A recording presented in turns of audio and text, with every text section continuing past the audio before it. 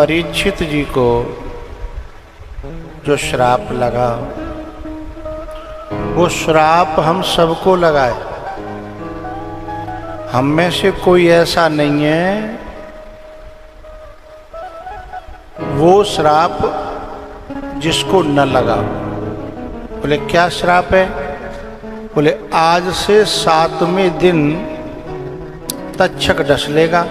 काल ब्याल मुखग्रास त्रास निर्णास हेतवे। काल का सर्प हम सबको खाने वाला है और 7 ही दिना के अंदर खाने वाला है। सोमवार से शुरू करो, रविवार तक कितने दिना होते हैं? 8वां दिना है कोई नहीं है ना, तो 7 ही दिना में खाना है। लेकिन परीक्षित जी महाराज ने जैसे श्राप के बारे में सुना तो घूमना बंद कर दिया, भटकना बंद कर दिया, एक जगह ठहर गए। और एक जगह ठहर गए। अच्छा, जब तक वे खुद भटक रहे थे तब तक कोई भी उनका सहारा बनने नहीं आया, न कोई ऋषि, न मुनि, न संत, न महात्मा, न भगवान। लेकिन जैसे उन्होंने भटकना और घूमना बंद किया और खुद ठहरे तो सारे ऋषि, मुनि, संत, महात्मा और परमात्मा भी उनका सहयोग करने के लिए आ गए। तो हमको भी एक दिन भटकते भटकते, घूमते घूमते जिस दिन ठहराव आ जाएगा, जिस दिन स्थिरता आ जाएगी, जिस दिन हमारा घूमना बंद हो जाएगा, हमारा भटकना बंद हो जाएगा, तो फिर हमारी तरफ ऋषियों का, मुनियों का, संतों का, महात्मा का, परमात्मा का आना प्रारंभ होगा। जब तक हम भटक रहे हैं तब तक वे चैन से बैठे हैं। अभी तो हम डोल रहे हैं कि शायद भगवान यहाँ मिलेगा प्रेम मंदिर में। फिर माँ गई, माँ मिलो नहीं। फिर सोचे कि अब कहाँ चलें? बोले वैष्णो देवी जो छठी का राह दिखाए, शायद मैया माँ मिल जाए। माँ भटक आए, देख आए, डोल डाल के खूब परमेश्वरी के पाँव छिए 20 जगह पर मिली कहूँ नहीं। फिर सोचे कल कहाँ चलेंगे? बोले रमण रेती, शायद माँ मिल जाए, मिले शायद मिल जाए। फिर रमण रेती में नहीं मिले। फिर एक जना बोलो गोवर्धन की परिक्रमा देवे चलेंगे, शायद माँ मिल जाए।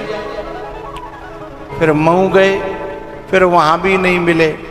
तो ये जो भटकना है, ये जो भटकाव है, जिस दिन बंद हो जाएगा और हम ये सोच करके बैठ जाएंगे कि अब तेरी गर्ज पड़े तो तू हमारे पास आ जाइयो, अब हमें तेरे पास ढूंढने की जरूरत ना है, उस दिन उसका चलना प्रारंभ होगा। समझ में बात आ रही है ना? परीक्षित जी जब तक एक जगह स्थिर बैठे नहीं तब तक कोई आया नहीं आया। और जैसे ही परीक्षित जी बैठे हैं तो वहां संत महात्माओं की लाइन लग गई साहब। योगेश्वर व्यास पराशरं च। उनमें पाराशर भी हैं, व्यास जी हैं और सुखदेव जी महाराज जब आए हैं तो सारे ऋषि मुनियों का समाज खड़ा होकर के सुखदेव जी का आदर करता है और परीक्षित जी तो चरणों में गिर पड़े हैं।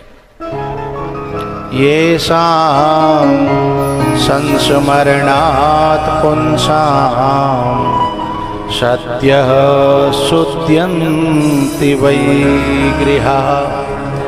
किं पुनर्दर्शनस्पर्श पादशौचासनादिभिः।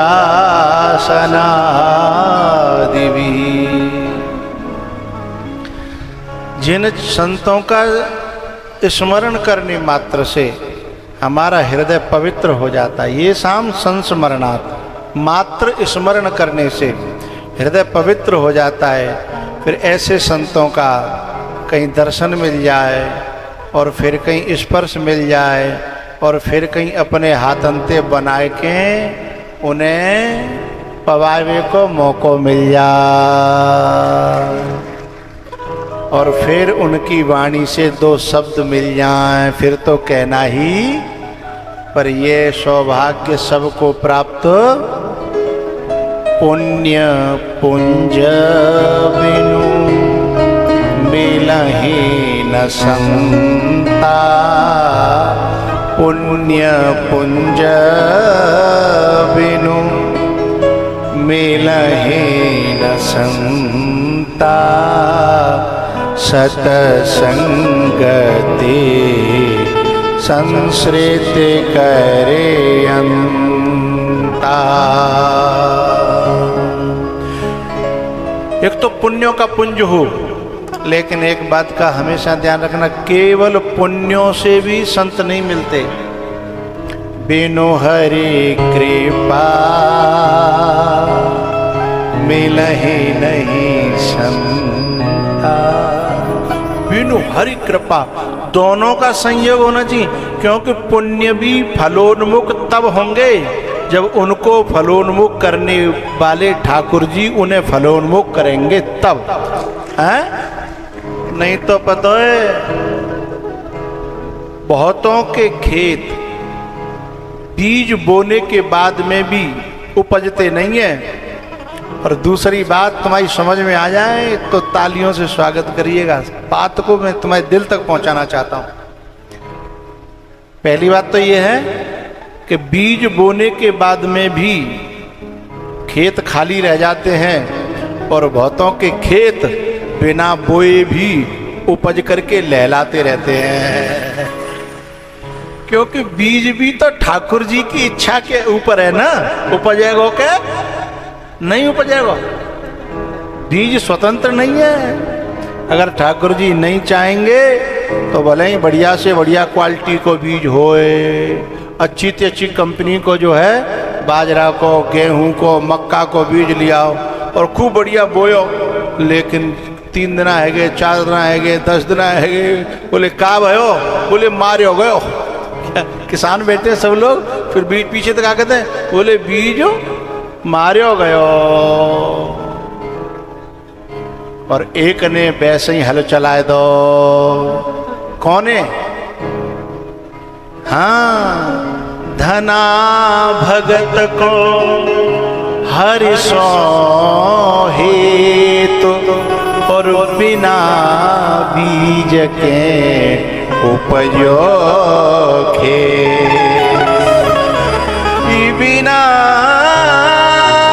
बीज के उपजो खेत, सोई होई करई अन्यथा अस नहीं कोई।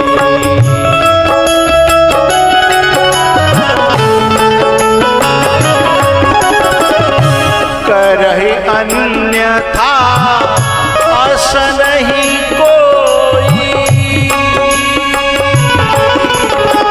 करहि अन्यथा अस नहीं कोई। राम कीन चाहि सोई होई। मेरे अपने परिचय में ऐसे सैकड़ों लोग हैं, उसी बिजनेस में घाटा खा गए और जहर खा के मर गए। और उसी बिजनेस में ऐसे लोग हैं कि इतने ऊपर उठ गए कि आज उनकी बराबरी में दुनिया जन कहां तक कोई नहीं है। एक ही काम, एक ही धंधा, एक नीचे चला गया और एक क्यों? राम की न चाही सोई हो।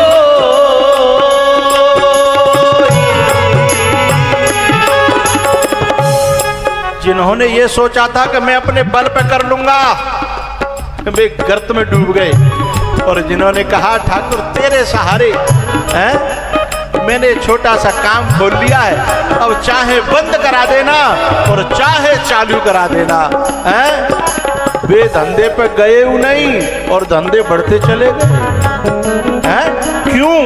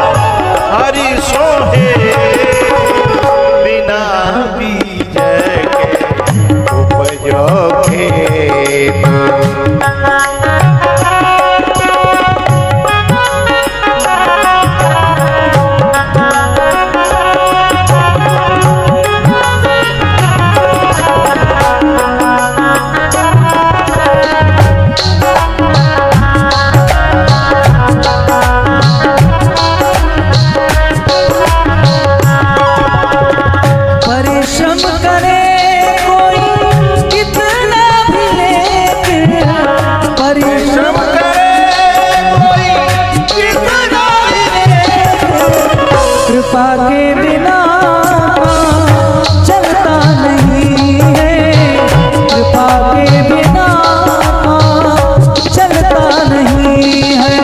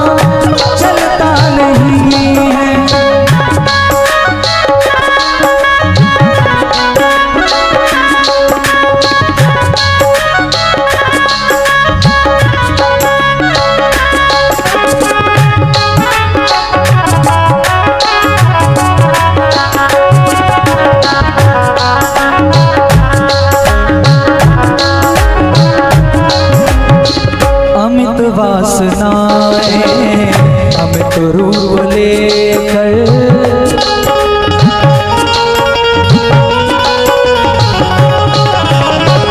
अमित वासनाएं अमित रूप लेकर, अंतःकरण में उपद्रव मचाती, तब श्री कृपा सिंधु श्री राम जी के, तब श्री कृपा सिंधु श्री राम जी के अनुग्रह बिना चलता नहीं है, कृपा के बिना चलता नहीं है।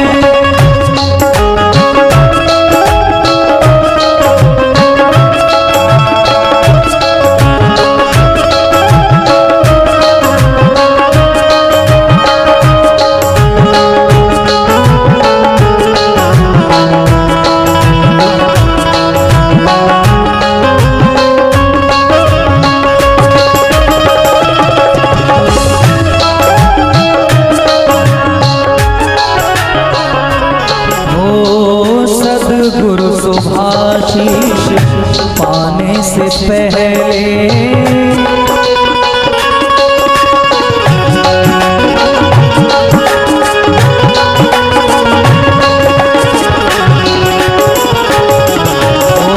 सद्गुरु शुभाशीष पाने से पहले जलता नहीं ज्ञान दीपक भी घर में, जलता नहीं ज्ञान दीपक भी घर में, बहती न तब तक समर्पण की धारा, बहती न तब तक समर्पण की धारा, अहंकार जब तक ढलता नहीं है, कृपा के बिना चलता नहीं है।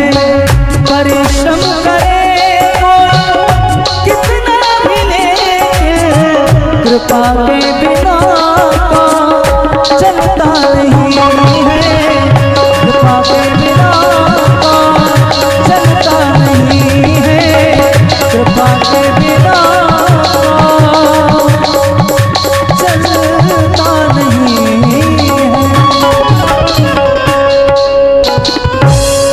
परिश्रम करे कोई कितना भी, लेकिन कृपा के बिना काम चलता नहीं है, कृपा के बिना काम चलता नहीं।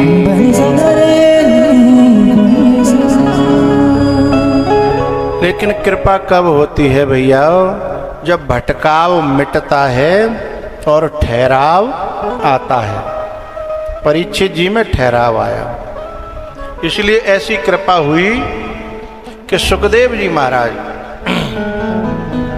उन्हें आकर के स्वयं, जबकि सुखदेव जी को खोजना बड़ा मुश्किल है। बोले क्यों मुश्किल है? न तो उनके पास मोबाइल था, आया ना बोलो, और न आश्रम था,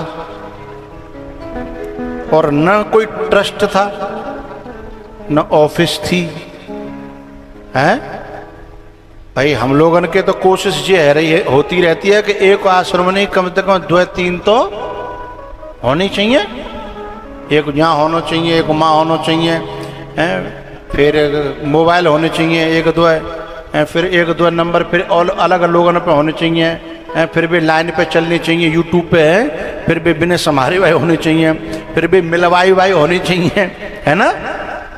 लेकिन सुखदेव को ढूंढना कितना कठिन है कि न जिसके नंबर है, न जिसके फोन है, न जिसका आश्रम है, न जिसका कोई मिलने मिलाने वाला है। क्योंकि जब पैदा हुए ना उसी समय छोड़ दिया। यम प्रव्रजंतम अनुपेतम अपेत कृत्यम द्वैपायनो विरह का तर आजुहाव पुत्रेति तन्मय तया तरवो विनेदु तम सर्वभूत हृदय मुनिमान तोस्मी।